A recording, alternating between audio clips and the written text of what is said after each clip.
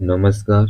आज हम NCERT science 9th class का पार्ट 3 में पढ़ाने जा रहे हैं।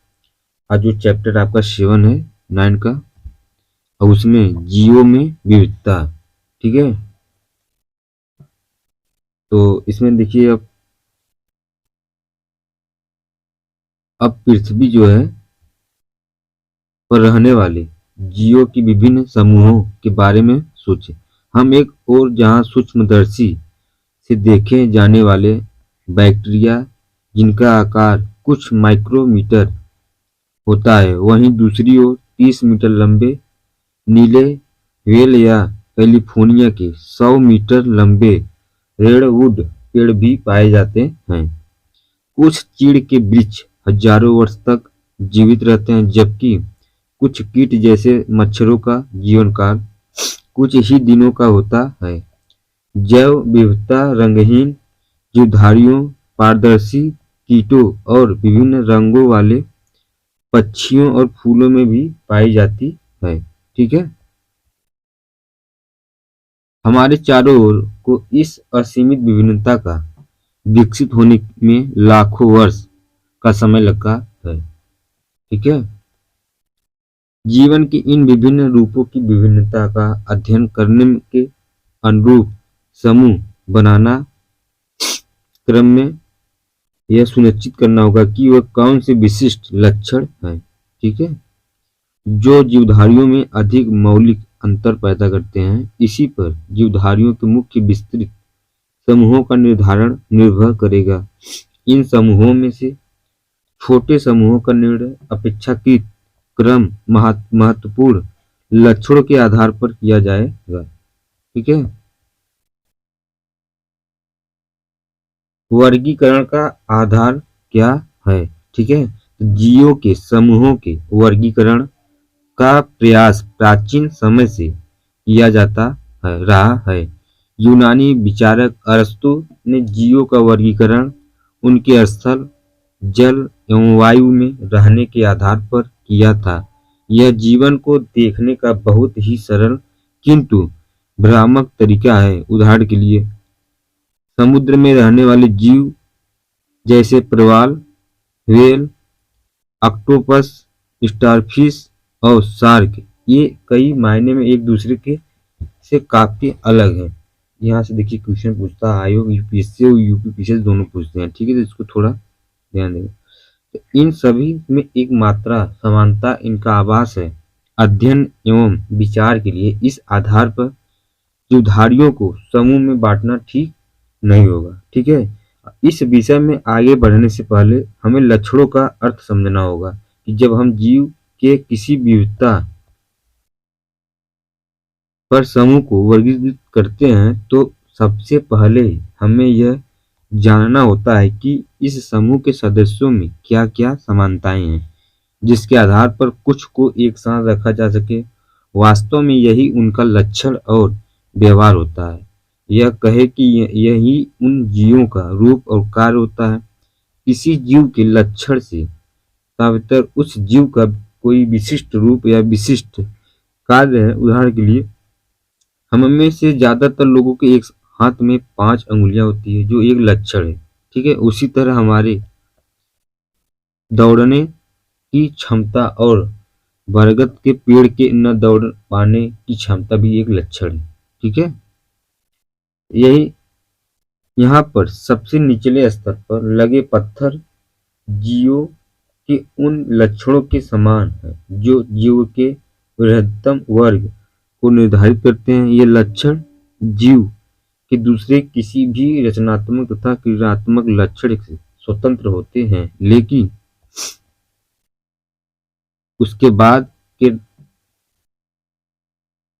स्तर के लक्षण पहले के स्तर के लक्षण पर तो निर्भर कर रहते हैं तथा बाद के स्तर के प्रकार को निर्धारित करते हैं। ठीक इसी हम जीवों के वर्गीकरण के लिए भी परस्पर संबंधित लक्षणों का एक पदानुक्रम बना लेते हैं। एक यूकेरियोटी कोशिका में केंद्रक समेत कुछ झिल्ली से घिरे कोशिकांग होते हैं, जिसके कारण कोशिकाएं क्रिया अलग अलग कोशिकाओं में दक्षता पूर्वक होती रहती है।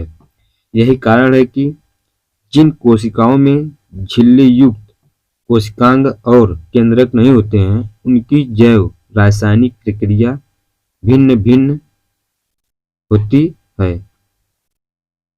इसका असर कोशिकीय संरचना के सभी पहलुओं पर पड़ता है। इसके अतिरिक्त केंद्र युक्त कोशिकाओं में बहुकोशिकीय जीव के निर्माण की क्षमता होती है, क्योंकि वे किसी खास कार्यों के लिए विशिष्टकृत हो सकते हैं। इसलिए केंद्रक वर्गीकरण का आधारभूत लक्षण हो सकता है। ठीक है। जो कोशिकाएं एक साथ समूह बनाकर किसी जीव का निर्माण करती हैं, उनमें से श्रम विभाजन पाया जाता है। शारीरिक संरचना में सभी कोशिकाएं एक समान नहीं होती है, बल्कि कोशिकाओं के समूह में कुछ खास कार्यों के लिए विशिष्ट हो जाते हैं। यही वजह है कि जीवों की शारीरिक संरचना में इतनी विभिन्नता होती है। इसी के परिणाम स्वरूप हम पाते हैं कि अमीबा और एक कृमि की शारीरिक बनावट में कितना अंतर है। क्या जीव प्रकाश संश्लेषण की प्रक्रिया द्वारा अपना भोजन स्वयं बनाते हैं?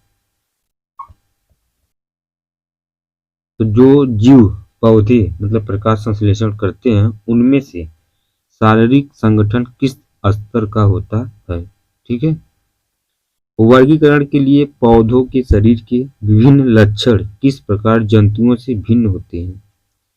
इसकी वजह से यह है कि पौधे का शरीर भोजन बनाने की क्षमता के अनुसार विकसित होता है, जबकि जंतुओं का शरीर बाहर से भोजन ग्रहण करने के अनुसार विकसित होता है। यही लक्षण वर्गीकरण के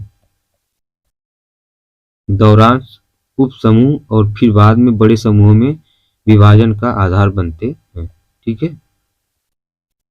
वर्गीकरण और जैव विकास कैसे हुआ है? ठीक है। तो सभी जीवधारियों को उनकी शारीरिक संरचना और कार्य के आधार पर पहचाना जाता है और उनका वर्गीकरण किया जाता है। शारीरिक बनावट में कुछ लक्षण अन्य लक्षणों की तुलना में ज्यादा परिवर्तन लाते हैं। इसमें समय समय की भी बहुत महत्वपूर्ण भूमिका होती है। अतः जब कोई शारीरिक बनावट अस्तित्व में आती है, तो यह शरीर में बाद में होने वाले कई परिवर्तनों को प्रभावित करती है। दूसरे शब्दों में, शरीर की बनावट के दौरान जो लक्षण पहले दिखाई पड़ते हैं, उन्हें मूल लक्षण के रूप में जाना जाता है। इससे यह पता चलता है कि जीवों के वर्गीकरण का जैव विकास से कितना नजदीकी संबंध है। ठीक है। जैव विकास क्या है? तो हम जितने भी जीवों को देखते हैं, वे सभी निरंतर होने वाले परिवर्तन की उस प्रक्रिया के स्वाभाविक परिणाम है। ठीक है। जैव विकास की इस अवधारणा को सबसे पहले चार्ल्स डार्विन ने 1859 में अपनी पुस्तक द ओरिजिन ऑफ स्पीसीज में दिया है। जैव विकास की इस अवधारणा को वर्गीकरण से जोड़कर देखने पर हम पाते हैं कि कुछ जीव समूह की शारीरिक संरचना में प्राचीन काल से लेकर आज तक कोई खास परिवर्तन नहीं हुआ है, लेकिन कुछ जीव समूहों की शारीरिक संरचना में पर्याप्त परिवर्तन दिखाई पड़ता है। पहले प्रकार के जीवों को आदिम अथवा निम्न जीव कहते हैं, जबकि दूसरे प्रकार के जीवों को अनंत अथवा उच्च जीव कहते हैं। लेकिन ये शब्द उपयुक्त नहीं है, क्योंकि इससे उनकी विभिन्नताओं का ठीक से पता नहीं चलता है। ठीक है। वर्गीकरण समूहों की पदानुक्रमित संरचना। ठीक है। अंसट हेकेल मतलब 1984 में 1894 में, रॉबर्ट हेटेकर 1969 में और कार्ल ओस 1977 में नामक जैव वैज्ञानिक ने सारे जीवों को जगत नामक बड़े वर्गों में विभाजित करने का प्रयास किया है। हेटेकर द्वारा प्रस्तावित वर्गीकरण में 5 जगत हैं, जैसे मुनेरा, प्रोटिस्टा, फंजाई, प्लांटी और एनिमेलिया। ये समूह कोश की संरचना, पोषण के स्रोत और तरीके तथा शारीरिक संगठन के आधार पर बनाए गए हैं। वोस ने अपने वर्गीकरण में मोनेरा जगत को आर्कीबैक्टीरिया और यूबैक्टीरिया में बांट दिया, जो प्रयोग में लाया जाता है। पुनः विभिन्न स्तरों पर जीवों को उस समय वर्गीकृत किया गया है। ठीक है, जैव विविधता से तात्पर्य है कि विभिन्न जीव रूपों में पाई जाने वाली विविधता से है। यह शब्द किसी विशेष क्षेत्र में पाए जाने वाले विभिन्न जीव रूपों की ओर इंगित करता है। ये विभिन्न जीव न सिर्फ एक समान पर्यावरण में रहते हैं, बल्कि एक दूसरे को प्रभावित भी करते हैं। इसके परिणाम स्वरूप विभिन्न प्रजातियों का अस्थायी समुदाय अस्तित्व में आता है। आधुनिक समय में मनुष्य ने इस समुदाय के संतुलन को बदलने में महत्वपूर्ण भूमिका निभाई है। वास्तव में किसी समुदाय की विविधता भूमि, जल, जलवायु जैसी कई चीजों से प्रभावित होती है। ठीक है, जैसे पृथ्वी पर जैव विविधता का आधे से ज्यादा भाग कुछ देशों जैसे Brazil, Colombia, Ecuador, Peru, Mexico, Zaire, Madagascar, Australia, चीन, भारत, इंडोनेशिया और मलेशिया में केंद्रित है। ठीक है, क्या जंतु में काफी विविधता पाई जाती है यहाँ पर। ठीक है,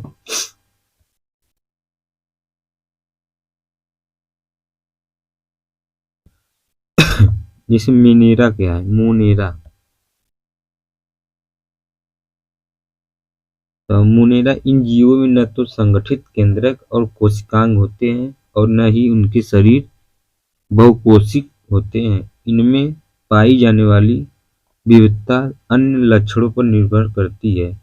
इनमें कुछ में कोशिका भित्ति पाई जाती है तथा कुछ में नहीं। कोशिका भित्ति के होने या न होने के कारण मोनेरा वर्ग के जीवों की शारीरिक संरचना में आए परिवर्तन तुलनात्मक रूप से बहुकोश जीवों में कोशिका भित्ति के होने या न होने के कारण आए परिवर्तनों से भिन्न होते हैं। पोषण के स्तर पर ये स्वपोषी अथवा विषमपोषी दोनों ही सकते हैं। उदाहरण के लिए जीवाणु, नील हरित शैवाल अथवा साइनोबैक्टीरिया, माइकोप्लाज्मा कुछ उदाहरणों को देखते हैं। ठीक है, जैसे देखिए आपका है मोनेरा। ठीक है, जैसे इनाबिना, ये जो हिस्सा लटका हुआ है इनाबिना है। हेटेरोसिस्ट जो है आपका ये वाला हिस्सा है, ये बैक्टीरिया एक है। उसके बाद स्थिर बीजाणु, जो इसमें स्थिर है वो देखिए ये बीजाणु है। ठीक है, ये बैक्टीरिया है। उसके बाद प्रोटिस्टा क्या है, तो प्रोटिस्टा इसमें एक कोश की यूकेरियोटी जीव आते हैं।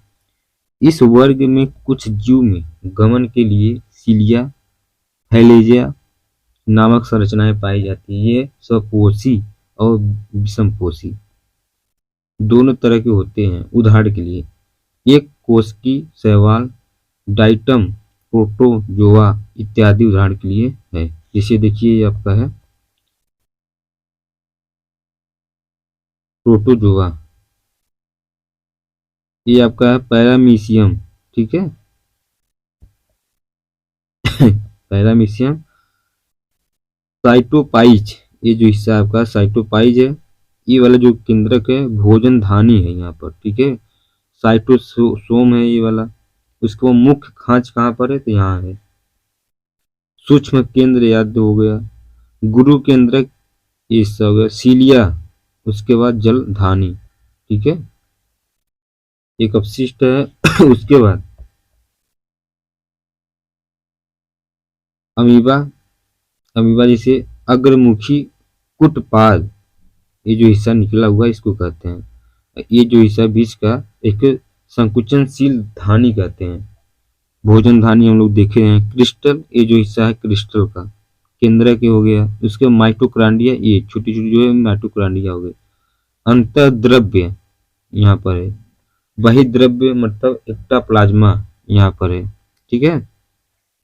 वहीं आपका यूग्लिना मतलब प्रोटोजोआ, तो प्रोटोजोआ में जैसे केंद्रक जो है यहाँ पर है, और केंद्रक ये थे, एक केंद्रक एक केंद्रक, खाली केंद्रिक एक केंद्रक, ठीक। उसके बाद प्रकाश शाही, ये वाला हिस्सा हो गया। संकुचनशील अभी हम लोग देखे हैं। क्लोरोप्लास्ट ये भी देखे हैं। उसके बाद प्लेजम मतलब लंबा, ये आते हैं, ठीक है। और फ्लेजियम छोटा, ये वाला हिस्सा हो गया, ठीक है। तो फंजाई क्या है? तो फंजाई यह विषमपोषी यूकैरियोटी जीव है। इनमें से कुछ पोषण के लिए सड़े गले कार्बनिक पदार्थ पर निर्भर रहते हैं, इसलिए इन्हें मृत जीवी कहा जाता है। कई अन्य अतिथि जीव के जीव द्रव्य पर भोजन के लिए आश्रित होते हैं, इन्हें परजीवी कहते हैं। इनमें से कई अपने जीवन की विशेष अवस्था में बहुकोशिक क्षमता प्राप्त कर लेते हैं। फंजाई तथा कवक में काइटिन नामक जटिल शर्करा को बनी हुई कोशिका भित्ति पाई जाती है। जैसे उदाहरण के लिए ईस्ट, मोल्ड, मशरूम, ठीक है। जैसे देखिए जो हिस्सा है आपका सैक्रोमाइसिस है, ईस्ट हो गया। ये जो हिस्सा आपका है पेनिसिलियम, ये जो है आपका एगेडिकस, ठीक है।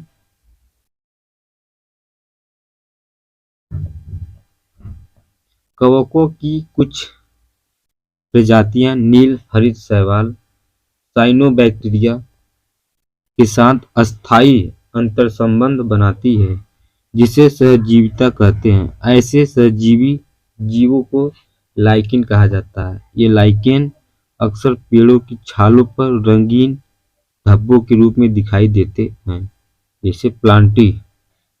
इस वर्ग में कोशिका भित्ति वाले बहुकोशिक यूकैरियोटी जीव आते हैं।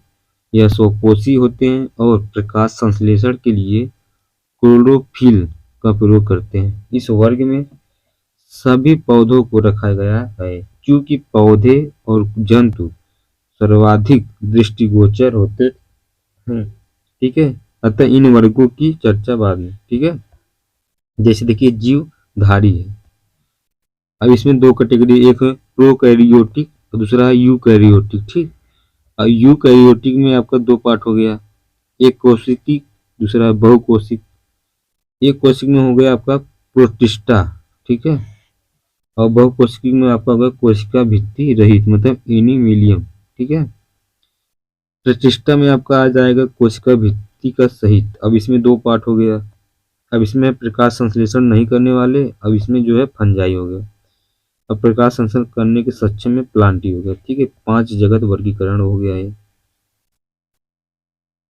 एनीमिलिया क्या है? तो एनीमिलिया एक वर्ग में से ऐसे सभी बहुकोशिक यूकैरियोटिक जीव आते हैं जिनमें कोशिका भित्ति नहीं पाई जाती है। इस वर्ग के जीव विषमपोषी होते हैं। इस वर्ग उपवर्ग की चर्चा है, ठीक है। प्लांटी पौधों में प्रथम स्तर का वर्गीकरण इन तथ्यों पर आधारित है कि पादप शरीर के प्रमुख घटक पूर्ण रूपेण विकसित एवं विभेदित हैं अथवा नहीं। वर्गीकरण का अगला स्तर पादप शरीर में जल और अन्य पदार्थों को संवहन करने वाले विशिष्ट ऊतकों की उपस्थिति के आधार पर होता है। तत्पश्चात वर्गीकरण प्रक्रिया के अंतर्गत यह देखा जाता है कि पौधे में बीज धारण की क्षमता है अथवा नहीं। यदि बीज धारण की क्षमता है तो बीज फल के अंदर विकसित है अथवा नहीं। थैलोफाइटा ये क्या है? इन पौधों की शारीरिक संरचना में विभेदीकरण नहीं पाया जाता है। इस वर्ग के पौधों को सामान्यतः शैवाल कहा जाता है। ये मुख्य रूप से जल में पाए जाते हैं। उदाहरण के लिए यूलेथिक्स, कैल्डोफेरा आल्बा, स्पाइरोगाइरा, कारा इत्यादि, ठीक है। देखिए आपका यूलोथिक्स ये है आपका क्लोरोडोफेरा, ये वाला हिस्सा, ठीक है। ये है आपका अल्वा, पत्तीदार है। साइरोगाइडा ये है आपका, ठीक है। इसमें जीवद्रव्य केंद्रक हो गए, पायरिनाइड हो गया, क्लोरोप्लास्ट हो गया, कोशिका भित्ति हो गया, ठीक है। कारक क्या है, तो कारक देखिए वाला हिस्सा है, थैलोफाइटा मतलब शैवालिक है, ठीक है। फाइटो ब्रायोफाइटा क्या है, तो इस वर्ग के पौधों को पादप वर्ग का उभयचर कहा जाता है। यह पादप तना और पत्तों जैसी संरचना में विभाजित होते हैं। इसमें पादप शरीर के एक भाग से दूसरे भाग तक जल तथा दूसरी चीजों के संवहन के लिए विशिष्ट उत्तक नहीं पाए जाते हैं। उदाहरण के लिए इसे मांस मांस मतलब फ्यूरेनिया, ठीक है। दूसरा है मार्केसिया, रिक्सिया मतलब ये हिस्सा हो गया, फिर मार्केसिया ये वाला हिस्सा हो गया, फ्यूरेनिया ये वाला हिस्सा हो गया, ठीक है। टेरिडोफाइटा ये क्या है, इस वर्ग के पौधों का शरीर जड़, तना तथा पत्ती में विभाजित होता है। इनमें शरीर के एक भाग से दूसरे भाग तक जल तथा अन्य पदार्थों के संवहन के लिए संवहन उत्तक भी पाए जाते हैं। उदाहरण के लिए मार्सिलिया, हर्न, हार्सटेल इत्यादि।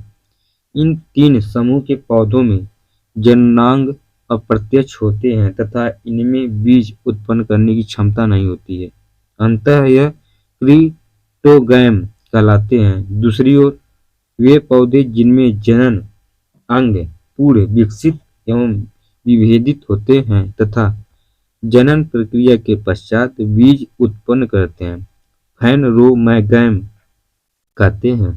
बीज लैंगिक जनन के बाद उत्पन्न होता है। बीज के अंदर भ्रूण के साथ संचित खाद्य पदार्थ होता है जिसका उपयोग भ्रूण के प्रारंभिक विकास एवं अनुकरण के समय होता है। बीज की अवस्था के आधार पर इस वर्ग को पौधे का पुनः दो वर्गों में विभक्त किया जाता है, ठीक है। जिम्नोस्पर्म नग्न बीज उत्पन्न करने वाले पौधे, एजियोस्पर्म फल के अंदर मतलब बंद बीज उत्पन्न करने वाले पौधे हैं, ठीक है। जिम्नोस्पर्म क्या है, तो इस शब्द की उत्पत्ति जो है दो ग्रीक शब्दों मतलब जिम्नो तथा स्पर्मा से मिलकर हुई है, जिसमें जिम्नो का अर्थ है नग्न अथवा स्पर्मा का अर्थ है बीज, अर्थात इन्हें नग्न बीज पौधे भी कहा जाता है। ये पौधे बहुवर्षीय सदाबहार तथा काष्ठी होते हैं। उदाहरण के लिए पाइनस साइकस, ठीक है। ये आपको हो गया पाइनस, ये हो गया आपका साइकस ताड़ के पेड़ की तरह, ठीक है। कुछ नग्न बीज जिम्नोस्पर्म। एजियोस्पर्म क्या है, तो यह दो ग्रीक शब्दों से मिलकर बना, जैसे एजियो और स्पर्मा, ठीक से मिलकर बना है। एजियो का अर्थ होता है ढका हुआ और स्पर्मा का अर्थ होता है बीज, ठीक है। इन्हें पुष्पी पादप भी कहा जाता है, अर्थात इन पौधे के बीज फलों के अंदर ढके होते हैं। इनके बीजों का विकास अंडाशय के अंदर होता है जो बाद में फल बन जाता है। बीजों में बीजपत्र होता है, ठीक है। और उसके बाद जो बीज के अंकुरण के पश्चात हरा हो जाता है, बीज पत्रों की संख्या के आधार पर एंजियोस्पर्म वर्ग को दो भागों में बांटा गया है। एक बीजपत्र वाले पौधों को एक बीजपत्री और दो बीजपत्र वाले पौधों को द्विबीजपत्री कहा जाता है, ठीक है। जैसे देखिए आपका है द्विबीजपत्री वाला, ठीक है। और ये जो एक बीजपत्री वाला है, ठीक है। जैसे देखिए पादप पादप में दो प्रकार होते हैं, एक होता है पादप शरीर बिना विभेदन के, दूसरा होता है विभेदन पादप शरीर, ठीक है। अब इसमें भी दो होते हैं, बिना संवहनी उत्तक के और इसमें संवहनी उत्तक सहित। ब्रायोफाइटा है, इसमें है जो आपका, और इसमें है आपका बीज उत्पादित करने वाले फैनरोमैगैम, ठीक है। फिर इसके दो पार्ट है, नग्न बीजी और फलों में बंद बीज वाले। जिम्नोस्पर्म, इसके बाद एजियोस्पर्म हो गया, ठीक। एक बीज पत्र वाले बीज मतलब एक बीजी कहते हैं, इसको दो बीज पत्र वाले को द्विबीजी कहते हैं, ठीक है। पादपों का एक वर्गीकरण है। एनिमोलिया ये क्या है? इस वर्ग में यूकैरियोटिक, बहुकोशिक और विषमपोषी जीवों को रखा गया है। इनकी कोशिकाओं में कोशिका भित्ति नहीं पाई जाती है। अधिकतर जंतु जलायमान होते हैं। शरीर या शारीरिक संरचना एवं विभेदीकरण के आधार पर इनका आगे वर्गीकरण किया गया है। पोरीफेरा क्या है? तो पोरीफेरा का अर्थ होता है छिद्र युक्त जीवधारी है। यह अचल जीव हैं जो किसी आधार से चिपके रहते हैं, ठीक है। और इनके जो है पूरे शरीर में अनेक छिद्र पाए जाते हैं। ये छिद्र शरीर में उपस्थित नाल प्रणाली से जुड़े होते हैं, जिसके माध्यम से शरीर में जल, ऑक्सीजन और भोज्य पदार्थों का संचरण होता है। इनका शरीर कठोर आवरण अथवा बाह्य कंकाल से ढका होता है। इनकी शारीरिक संरचना अत्यंत सरल होता है, जिनमें ऊतकों का विभेदन नहीं होता है। इन्हें सामान्यतः स्पाइंज के नाम से जाना जाता है, जो बहुधा समुद्री आवास में पाए जाते हैं। उदाहरण के लिए साइकान, यूप्लेटेला, उसके बाद स्पाइजिला, उसके बाद इत्यादि, ठीक है। जैसे देखिए यूप्लेटेला ये वाला हिस्सा है, उसके बाद साइकान, ठीक है। स्पाइनजिला एक हो गया, ठीक है। इसको पेरीफेरा के रूप में सब दिखते हैं। सिलेटेंरेटा क्या है? तो यह एक जलीय जंतु है। इनका शारीरिक संगठन उत्तकी स्तर का होता है। इनमें एक देह गुहा पाई जाती है। इनका शरीर कोशिकाओं की दो परतों मतलब आंतरिक एवं बाह्य परत बन जाता है। इनकी कुछ जातियां समूह में रहती हैं, जैसे कोरल, कुछ एकाकी होते हैं, ठीक है। जैसे हाइड्रा, उदाहरण के लिए हाइड्रा समुद्री एनीमोन, जेलीफिश इत्यादि हैं, ठीक है। अब देखिए एक है आपका सेलिंटरेटा, ये आपका हाइड्रा हो गया, द हाइड्रा में पादप। जठर संवहनी गुहा हो गया ये आपका है गैरेस्टोडर्मिस। इसके बाद मेसोग्लिया है, एपिडर्मिस, ये मुख हो गया इसका। 10 कोशिकाएं हो गई, ठीक। स्पर्शक हो गया, समुद्री एनीमो ये है मतलब स्पर्शक ये वाला हिस्सा हो गया, ठीक है। उसके बाद प्लेटीहेलिज्मथिन्ज, ठीक है। ये है ये पूर्ण वृत्त वर्गों की अपेक्षा इस वर्ग के जंतुओं की शारीरिक संरचना अधिक जटिल होती है। इनका शरीर द्विपार्श्व सममित होता है, अर्थात शरीर के दाएं शरीर त्रिकोणीय, ठीक है, होता है। अर्थात इनका ऊतक विभेदन 3 कोशिकीय स्तरों से हुआ है। इससे शरीर में बाह्य तथा आंतरिक दोनों प्रकार के स्तर बनते हैं तथा इनमें कुछ अंग भी बनते हैं। इनमें वास्तविक देहगुहा का अभाव होता है, जिनमें सुविकसित अंग व्यवस्थित हो सके। इनका शरीर पृष्ठधारी एवं चपटा होता है, इसलिए इन्हें चपटे कृमि कहा जाता है। जैसे इनमें प्लेनेरिया जैसे कुछ स्वच्छंद जंतु तथा लीवर फ्लूक जैसे परजीवी हैं, ठीक है। देखिए इसे वाला है प्लेटीहेल्मिंथिज्म, ठीक है। प्लेनेरिया ये हो गया, ये आपका मुख हो गया। फेरिक्स, ठीक, ये जो हिस्सा है आंख हो गया। ये वाला जो हिस्सा है संवहनी गुहा मतलब साकेत जठर। ये जो है एसिटैब्यूलम, उसके बाद ये वर्म ये है, तो ये आपका जो हिस्सा निकला हुआ है इसमें है एक स्कोलेक्स, चूसक और गर्दन, ठीक है। निमिटोडा ये क्या है? तो ये भी त्रिकोणक जंतु है तथा इनमें भी द्विपार्श्व सममित पाई जाती है, लेकिन इनका शरीर चपटा ना होकर बेलनाकार होता है। इनके देह गुहा की पुडसिलोम कहते हैं। इनमें कुछ ऊतक पाए जाते हैं, परंतु अंगतंत्र पूरे विकसित नहीं होते। इनकी शारीरिक संरचना भी त्रिकोणिक होते हैं। ये अधिकांशतः परजीवी होते हैं।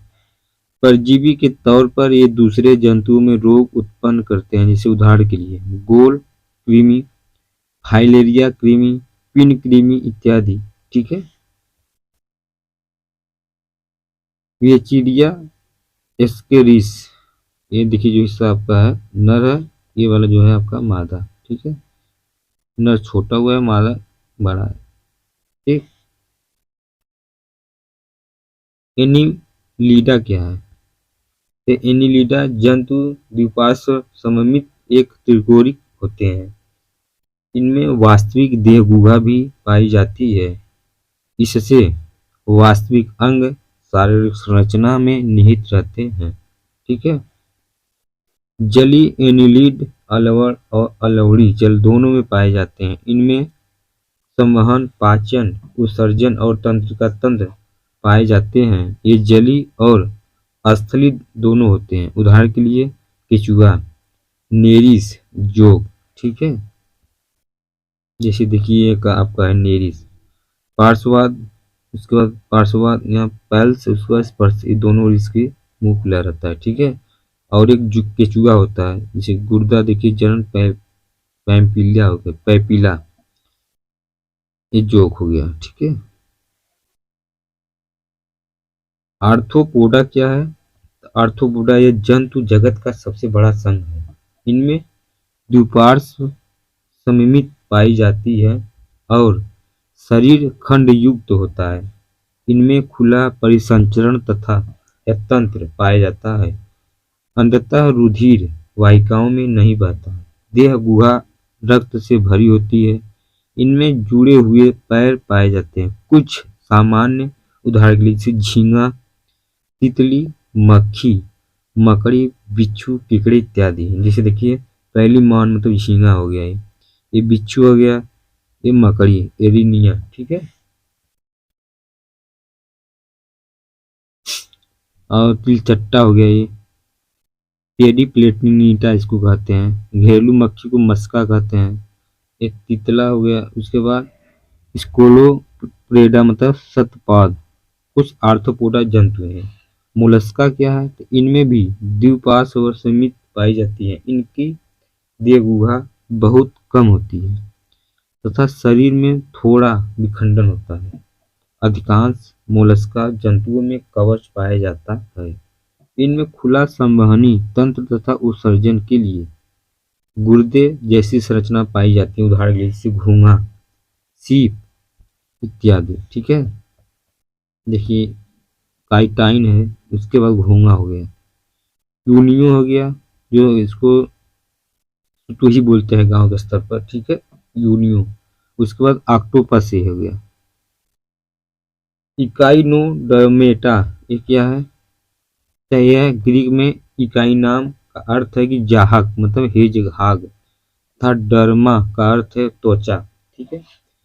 इन जंतुओं की त्वचा कांटों से आच्छादित होती है। ये मुक्त जीवी समुद्री जंतु है। यह देहगुहा युक्त त्रिकोणिक जंतु है। इनमें विशिष्ट जल संवहन नाल तंत्र पाया जाता है जो उनके चलन में सहायक है। इनमें कैल्शियम कार्बोनेट का कंकाल एवं कांटे पाए जाते हैं। उदाहरण के लिए स्टारफिश, समुद्री अर्चिन इत्यादि। ठीक है। ये कुछ हिस्से हैं खरपतवार के। ठीक है। उसके बाद होलोथीरिया, इसको समुद्री खीरा कहते हैं। देखिए उसके बाद समुद्री अर्चिन क्या है? तो इसको इंग्लिश में इकाइनास कहते हैं। तारा मछली देखिए स्टेरेस। ठीक है। प्रोटोकार्डेटा क्या है? तो यह एक द्विपार्श्व सममित त्रिकोणिक एक देहगुहा युक्त जंतु है। इसके अतिरिक्त ये शारीरिक संरचनाओं के कुछ नए लक्षण दर्शाते हैं, जैसे कि नोटोकॉर्ड ये नए लक्षण इनके जीवन की कुछ अवस्थाओं में निश्चित रूप से उपस्थित होते हैं। नोटोकॉर्ड छड़ की तरह की एक लंबी संरचना है जो जंतुओं के पृष्ठभाग पर पाई जाती है। यह तंत्रिका ऊतक को आहार नाल से अलग करती है। यह पेशियों के जुड़ने का स्थान ही प्रदान करती है जिससे चलन में आसानी हो। प्रोटोकार्डेट जंतुओं में जीवन की सभी अवस्थाओं में नोटोकॉर्ड नहीं उपस्थित रह सकता है। ये समुद्री जंतु हैं, उदाहरण के लिए बाइलेनाल्गोसेस, हर्डरमेनिया, उसके बाद एम्फियोकक्सस इत्यादि चीजें हैं। ठीक है, जैसे देखिए आपका है प्रोटोकार्डेटा, बाइलेनाग्लोसोसस, ठीक है, ये गुर्दा हो गया आपका।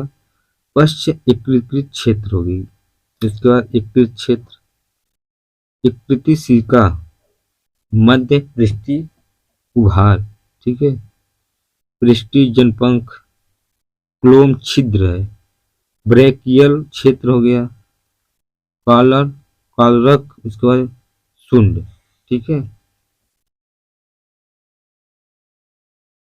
वर्टिब्रेटा मतलब कशेरुकी, इन जंतुओं में वास्तविक मेरुदंड एवं अंतःकंकाल पाया जाता है। इस कारण जंतुओं में पेशियों का वितरण अलग होता है एवं पेशियां कंकाल से जुड़ी होती है। ठीक है।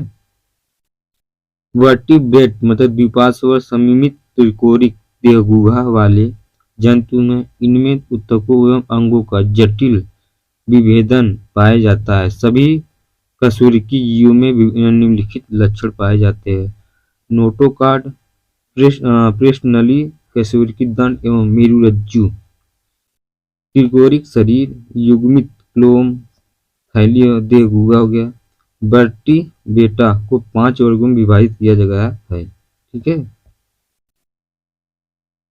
साइक्लोरेस्टोमेटा, साइक्लोरेस्टा जबड़े रहित कशेरुकी है। इनकी विशेषता लंबे ईल के आकार का शरीर, गोलाकार मुख एवं सल्क रहित चिकनी त्वचा का होना है। ये बाह्य परजीवी होते हैं जो दूसरे कशेरुकी से संबंध हो जाते हैं। ठीक है। उदाहरण के लिए टेटोमाइजान, लैम्पे एवं मिक्सिजीन। ठीक है। ये आपका जबड़ा रहित कशेरुकी प्रोटोमाइजान। ठीक है। मत्स्य क्या है?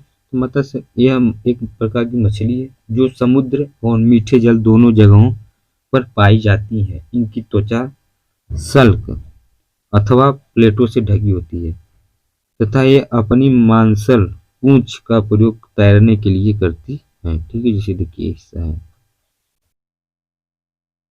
ठीक, इनका शरीर धारा रेखी होता है। इनमें श्वसन क्रिया के लिए क्लोम पाए जाते हैं जो जल में विलीन ऑक्सीजन का उपयोग करते हैं। यह समतापी होते हैं तथा इनका हृदय द्विक्षी होता है। ये अंडे देती हैं। कुछ मछलियों में कंकाल केवल उपस्थित का बना होता है जैसे शार्क। अन्य प्रकार की मछलियों में कंकाल अस्थि का बना होता है जैसे ट्यूना मतलब रोहू, उदाहरण के लिए। ठीक है। देखिए जैसे कुछ मत्स्य मछलियां हैं, जैसे देखिए ये आपका मैंडारिन फिश है, लायन फिश है, एगलेट फिश हो गया। ठीक है। टारपीडो देखिए पूंछ हो गया, टारपीडो का एक पुच्छी पंख हो गया, पृष्ठ पंख, उसके बाद श्रेणी पंख हो गया, आंख हो गई, उसके बाद श्वास रंध्र हो गया। ठीक है। ये आपका स्टिंग रे हो गया। ठीक है। ये डार्क फिश हो गया। इसमें देखिए लिबिया रोहित, ये भी मछली है। दरियाई घोड़ा जिसको कहते हैं एक मछली ये भी है। इनाबॉस ये भी मछली है। उड़न मछली। ठीक है। सल जल स्थलचर। ठीक है। ये क्या है? ये मत्स्यों से भिन्न होते हैं क्योंकि इनमें सल्क नहीं पाए जाते हैं। इनकी त्वचा पर श्लेष्म ग्रंथियां पाई जाती हैं तथा हृदय त्रिक्षी होता है। इनमें बाह्य कंकाल नहीं होता है। वृक्क पाए जाते हैं। श्वसन क्लोम अथवा फेफड़ों द्वारा होता है। ये अंडे देने वाले जंतु हैं। जल तथा स्थल दोनों पर रह सकते हैं। उदाहरण के लिए मेढक, सैलामेंडर, टोड इत्यादि हैं। ठीक है, जैसे देखिए सैलामेंडर हो गया, उसके बाद टोड मेढक टाइप, राना ट्रिगिना मतलब साधारण मेढक हो गई। ठीक है, पिच मेढक हो गई। सरीसृप यह असमतापी जंतु है। इनका शरीर सल्कों द्वारा ढका होता है। इनमें श्वसन फेफड़ों द्वारा है। हृदय सामान्यतः है त्रिकक्षीय होता है, लेकिन मगरमच्छ का हृदय 4 कक्षीय होता है। वृक्क पाया जाता है। ये सभी अंडे देने वाले प्राणी हैं। इनके अंडे कठोर कवच से ढके होते हैं तथा जल स्थलचर की तरह इन्हें जल में अंडे देने की आवश्यकता नहीं पड़ती है। उदाहरण के लिए कछुआ, सांप, छिपकली, मगरमच्छ। ठीक है, ये देखिए कुछ जानवर का लोकेशन है। ये टर्टल है, कैमिलिया, किंग कोबरा देखिए। ठीक है, उसके बाद उड़ान छिपकली ड्रैको, घरेलू छिपकली जो गांव के स्तर पर पाया जाता है। ठीक है, पक्षी ये समतापी प्राणी है। सरीसृप जो थे असमतापी था, पक्षी जो है समतापी प्राणी है। इनका हृदय 4 कक्षीय होता है। इनके 2 जोड़ी पैर होते हैं। इनमें आगे वाले 2 पैर उड़ने के लिए पंखों में परिवर्तित हो जाते हैं। शरीर से ढका होता है। श्वसन फेफड़ों द्वारा होता है। इस वर्ग में सभी पक्षियों को रखा गया है। उदाहरण के लिए जैसे देखिए आपका सफेद स्टोर्क, ठीक है, स्टाचिट, नर गुच्छेदार बत्तख, ठीक, कबूतर हो गया, गौरैया हो गया। ठीक है, ये आपका कौवा। स्तनपायी यह समतापी प्राणी है। हृदय 4 कक्षीय होता है। इस वर्ग के सभी जंतुओं में नवजात के पोषण के लिए दुग्ध ग्रंथियां पाई जाती है। इनकी त्वचा पर बाल, स्वेद और तेल ग्रंथियां पाई जाती है। इस वर्ग के जंतु शिशुओं को जन्म देने वाले होते हैं। हालांकि कुछ जंतु अपवाद स्वरूप अंडे भी देते हैं, जैसे स्किंडा, इंकिंडा, प्लेटिपस, कंगारू जैसे कुछ संतापी में विकसित बच्चे मांसपियम नामक थैली में तब तक लटके रहते हैं जब तक कि उनका पूर्ण विकास नहीं हो जाता है। ठीक है, जैसे देखिए कुछ स्तनपायी जैसे बिल्ली, मनुष्य, चूहा, चमगादड़ और व्हेल एक मछली है। ठीक है, जैसे देखिए ये है कोरोलस लिनियस, कालवान लिनी का जन्म जो है स्वीडन में हुआ था। ये पेशे से डॉक्टर थे, लेकिन पौधे के अध्ययन में इनकी खास दिलचस्पी थी।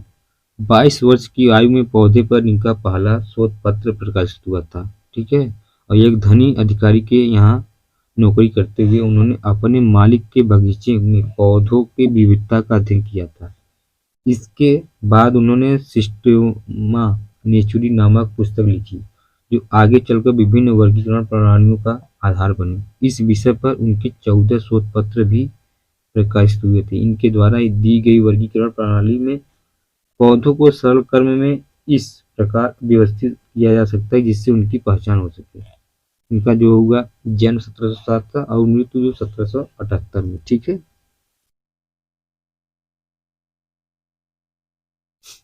प्राणी ये लोग होता है सारणी। जैसे प्राणी में 2 प्रकार के आए गए आपके, जैसे कोशिकी स्तर की संरचना हो गया, ये उत्तक स्तर की संरचना हो गई। ठीक है, फेरी पोरीफेरा क्या है, तो बाह्य त्वचा एवं जठर त्वचा के बीच कोई देह गुहा नहीं है। ठीक है, दूसरा सीरीडेंटेरा वेटी हेल्थिंज। ठीक है, उसके बाद इसमें है आपका कुट देह गुहाधारी, इसमें देह गुहाधारी लिमेटोडा। भ्रूण के विकास के समय एक कोशिका से मोसोडर्म की कोशिका का विकास, दूसरा है अंतःस्तर की एक थैली से देह गुहा का बनाना। ठीक है, नोटोकार्डियविहीन ये है आपको नोटाकार्ड युक्त इकाई नोडर्मेट और कार्डिडेटा। ठीक है, इसी प्रकार ये पक्षी, स्तनपायी और मत्स्य और साइक्लोटोमेटा। ठीक है, कुछ देखिए सार में दिया है कि संक्षिप्त में दे दिया है इसको समझने के लिए, यहाँ से एग्जाम में पूछेगा जरूर क्वेश्चन। ठीक है, तो वर्गीकरण जीवों की विविधता को स्पष्ट करने में सहायक होता है। जाओ कि 5 जगत में वर्गीकृत करने के लिए निम्न विशेषताओं को ध्यान में रखा जाता है। ठीक है, कोशिकीय संरचना मतलब प्रोकैरियोटिक अथवा यूकैरियोटिक।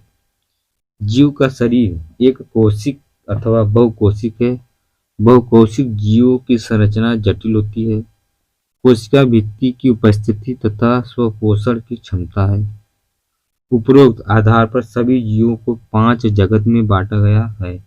मोनेरा, प्रोटिस्टा, कवक मतलब फंजाई, प्लांटी और एनिमेलिया।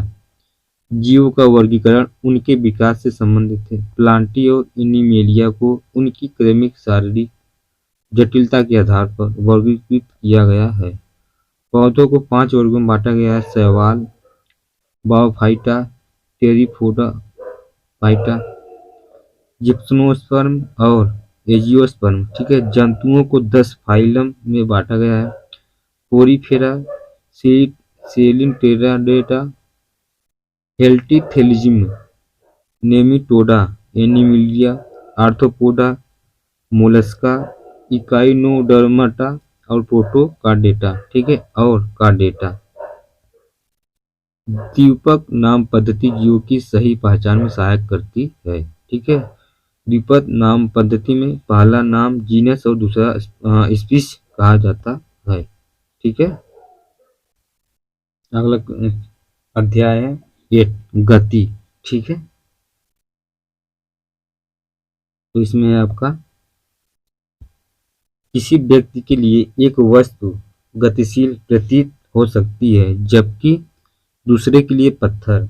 गति पर रही बस के यात्रियों के लिए तो सड़क किनारे लगे पेड़ पौधे पीछे की ओर गतिमान प्रतीत होते हैं, जबकि सड़क के किनारे खड़ा एक व्यक्ति बस के साथ यात्रियों को भी गति करते हुए पाता है। यद्यपि बस के अंदर बैठा हुआ एक यात्री अपने साथी यात्रियों को विरामावस्था में पाता है, तो यह अवलोकन क्या संकेत करते हैं? तो बहुत सी गलतियां जटिल होती हैं। ठीक है, गति का वर्णन क्या है? या हम किसी वस्तु की स्थिति को एक निर्देश बिंदु निर्धारित कर व्यक्त करते हैं। जैसे किसी गांव में एक स्कूल रेलवे स्टेशन में 2 किलोमीटर उत्तर में दिशा में है। हमने स्कूल की स्थिति को रेलवे स्टेशन के सापेक्ष निर्धारित किया है। ठीक है, ऐसी ही सरल रेखी गति जो होता है, यह गति का सबसे साधारण प्रकार का सरल रेखी गति है। इसी उदाहरण के लिए माना कोई वस्तु सरल रेखी पथ पर गतिमान है। ठीक है, वस्तु अपनी गति बिंदु ओ से प्रारंभ करती है जिसे निर्देश बिंदु माना जा सकता है। ठीक है, जिसे विभिन्न विभिन्न ए और बी और सी वस्तु की स्थितियों को प्रदर्शित करते हुए पहले यह सी और बी गुजरती है। ठीक है, जैसे देखिए आपका ये वो हो गया यहाँ पर से यहाँ बी सी ए। ठीक है, अब कह रहा है ओ से प्रारंभ होता है, यहाँ से प्रारंभ होता है। उसके बाद जिसे निर्देश बिंदु माना जाता है कि भिन्न भिन्न क्षणों में ए बी और सी वस्तु की स्थिति को प्रदर्शित करता है। ठीक है, देखिए ए बी सी को प्रदर्शित करता है।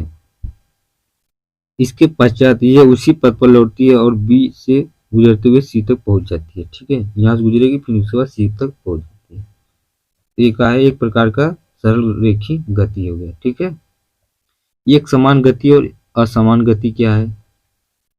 माना कि एक वस्तु एक सीधी रेखा पर चल रही है, तो एक सेकंड में यह 50 मीटर, तो दूसरे सेकंड में 50 मिनट, तीसरे सेकंड में 50 मिनट, तो चौथे सेकंड में 50 मीटर दूरी तय करती है। तो इस स्थिति में वस्तु प्रत्येक सेकंड में 50 मीटर की दूरी तय करती है, क्योंकि वस्तु समान समय अंतराल में समान दूरी तय करती है, तो उसकी गति को एक समान गति कहते हैं। ठीक है,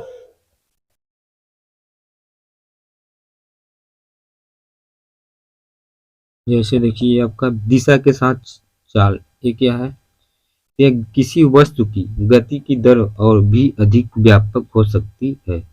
अगर हम उसकी चाल के साथ दिशा को भी व्यक्त करते हैं तो वह दिशा या राशि जो इन दोनों पक्षों को व्यक्त करती है तो उसे वेग कहा जाता है। अंततः एक निश्चित दिशा में चाल को वेग कहते हैं। किसी वस्तु का वेग समान या असमान हो सकता है। यह वस्तु की चाल, गति की दिशा या दोनों के परिवर्तन के साथ परिवर्तित हो सकती है।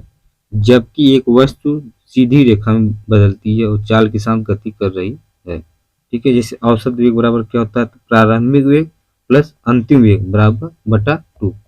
ठीक है,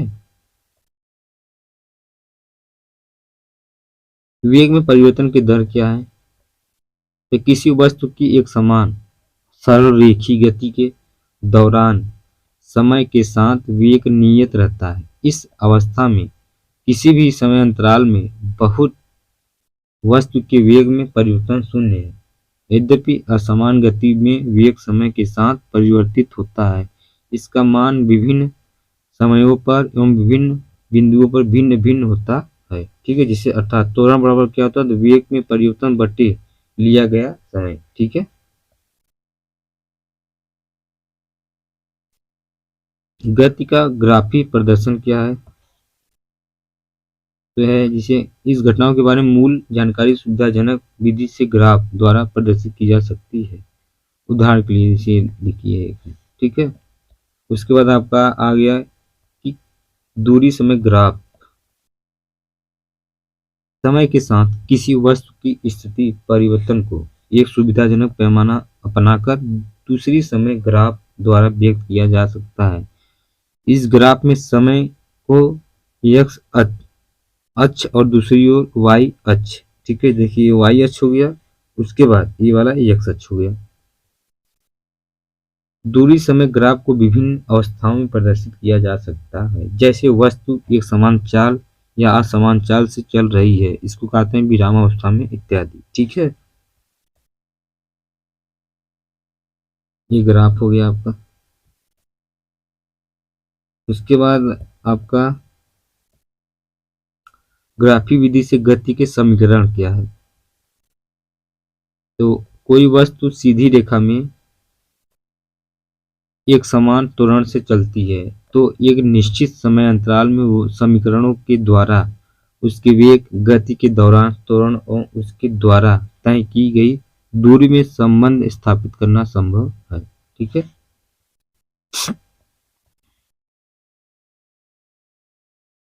एक समान वृत्तीय गति। ठीक है, ये क्या है? तो जब वस्तु के वेग में परिवर्तन होता है तब हम कहते हैं कि वस्तु त्वरित हो रही है। वेग में यह परिवर्तन वेग के परिणाम या गति की दिशा या दोनों के कारण हो सकता है। ठीक है, और देखिए जैसे कुछ क्वेश्चन टाइप यहाँ बनता है पीटी में। ठीक है, यूपीएससी और यूपीपीसीएल दोनों में। ठीक है,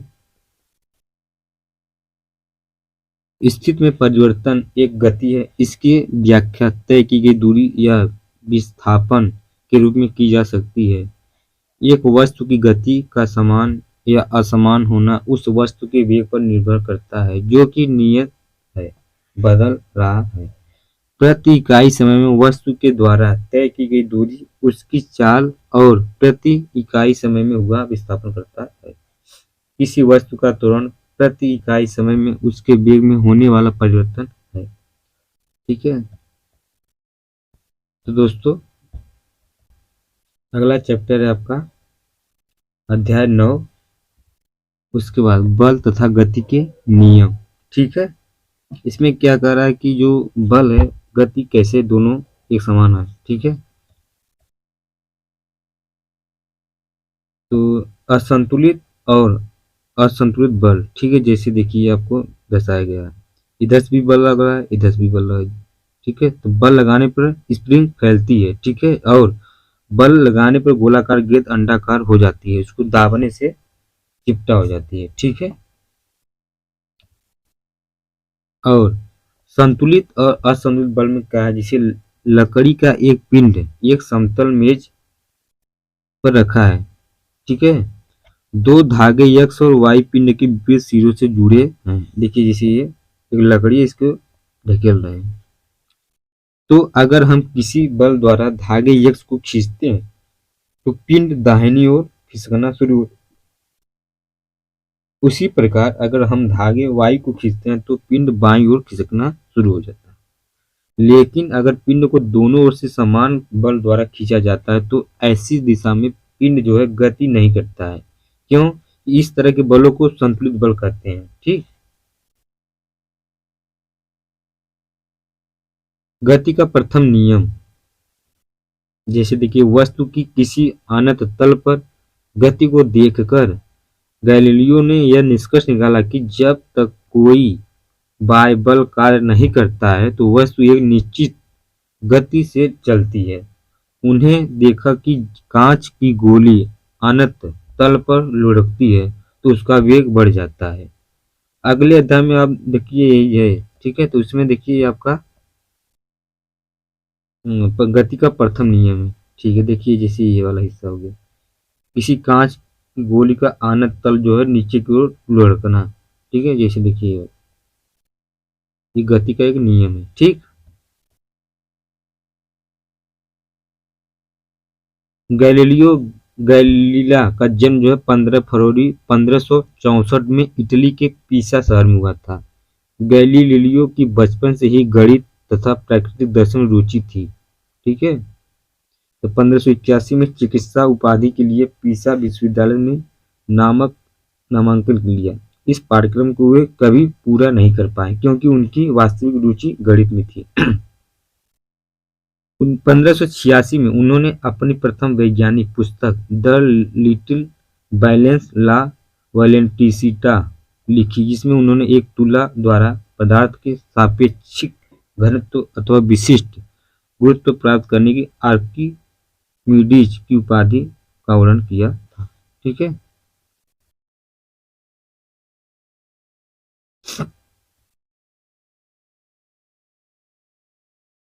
जड़त्व का द्रव्यमान। ठीक है, अभी तक दिए गए सभी उदाहरणों की गतियों से ज्ञात होता है कि प्रत्येक वस्तु अपनी गति अवस्था में परिवर्तन का विरोध करती है। ठीक है,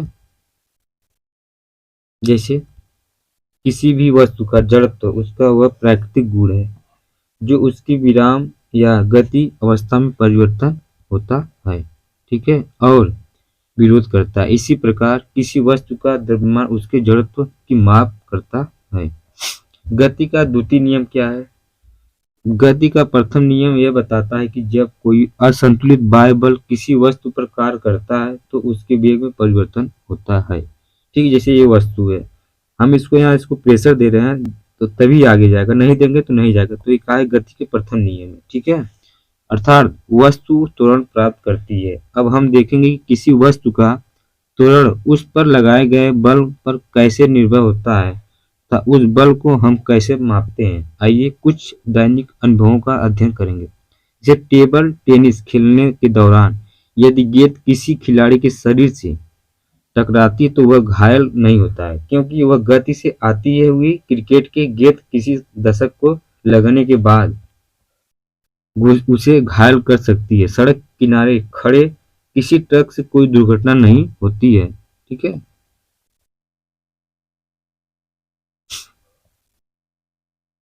आगे है आपका गति का तृतीय नियम। ठीक है,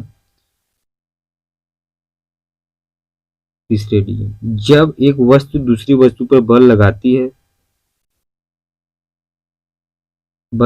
है तब दूसरी वस्तु द्वारा भी पहली वस्तु पर तात्क्षणिक बल लगाया जाता है। यह दोनों बल परिणाम सदैव समान लेकिन दिशा में विपरीत होते हैं। इसका तात्पर्य है कि किसी बल सदैव युगल रूप में होता है। ये बल कभी एक वस्तु पर कार्य नहीं करते हैं बल्कि दो अलग अलग वस्तुओं पर कार्य करते हैं। फुटबॉल के खेले में जैसे गेंद को तेज गति से किक मारने के क्रम में विपक्षी टीम के खिलाड़ी से टकरा जाते हैं।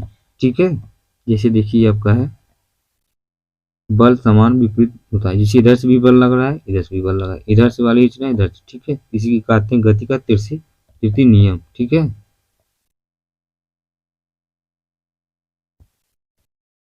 जैसे देखिए ये बंदूक है, ठीक है। बंदूक का आरोपित प्रतिबल, देखिए जैसे बंदूक जो खींचते हैं इसके बाद जब छोड़ते हैं तो गति इसकी तेजी से बढ़ जाती है, ठीक है, आगे की तरह। तो गोली पर लगने वाला त्वरित बल जो है तथा बंदूक का विक्षेपण हो गया, ठीक है। उसी प्रकार देखिए एक टेबल नाव से टेबल पे कूद रहे हैं, इसके जो है प्रेशर से पीछे चला जाएगा और टेबल पे वो आगे आ जाएगा, ठीक है। जैसे देखिए यहाँ उदाहरण भी दिया है आपका, बंदूक से गोली छोड़ने की अवस्था में बंदूक द्वारा गोली पर आगे की ओर एक बल निरूपित होता है। गोली भी बंदूक पर एक समान परंतु विपरीत दिशा में बल लगाती है। इससे बंदूक पीछे की ओर प्रतिक्षेपित होता है, क्योंकि बंदूक का द्रव्यमान जो है गोली के द्रव्यमान से बहुत अधिक होता है, इसलिए बंदूक का त्वरण जो है गोली के त्वरण से काफी कम होता है। एक नाविक द्वारा नाव से आगे की ओर कूदने की स्थिति में भी गति के तीसरे नियम को प्रदर्शित करता है। नाविक आगे की ओर कूदता है तो नाव पर लगने वाला प्रतिक्रिया बल नाव के पीछे की ओर धकेलता है। तो इसको क्या कहते हैं, गति का तीसरा नियम। यहाँ कुछ आंसर दिया हुआ है, इसको थोड़ा देख लो, एग्जाम के लिए इम्पोर्टेंट है, ठीक है। गति का प्रथम जो नियम है, वस्तु अपनी विरामावस्था अथवा सरल रेखा पर एक समान गति की अवस्था में तब तक बनी रहती है जब तक कि उस पर कोई असंतुलित बल कार्य न करे, ठीक है। दूसरा है वस्तुओं द्वारा अपनी गति की अवस्था में परिवर्तन का प्रतिरोध करने की प्रकृति को जड़त्व कहते हैं। किसी वस्तु का द्रव्यमान उसकी जड़त्व की माप है, इसका एसआई मात्रक जो होता है किलोग्राम केजी। घर्षण बल सदैव वस्तु की गति का प्रतिरोध करता है। गति का तृतीय नियम जो है, किसी वस्तु को संवेग परिवर्तन की दर वस्तु पर आरोपित असंतुलित बल के समानुपात एक बल की दिशा में होता है। बल का एसआई मात्रक क्या है, केजी एम एस स्क्वायर, ठीक है। इसे न्यूटन के नाम से भी जाना जाता है। गति का तृतीय नियम जो है, प्रत्येक क्रिया के समान एक विपरीत प्रतिक्रिया होती है, ये दो विभिन्न वस्तुओं पर कार्य करती है। किसी विलय निकाय में कुछ संवेग संरक्षित करता है। दोस्तों आज यहीं पर एनसीईआरटी समाप्त करने जा रहे हैं, अगले वीडियो में अगला चैप्टर लाएंगे, ठीक है। ये वीडियो आपको अच्छा लगे तो लाइक सब्सक्राइब जरूर करना, और जो भी आपको सुझाव हो कमेंट में आप शेयर कर सकते हैं, उसको प्रयास किया जाएगा सुधारने के लिए, ठीक है। जो भी आपका सुझाव रहेगा उसको हम 100% देने की कोशिश करेंगे, ठीक है। धन्यवाद।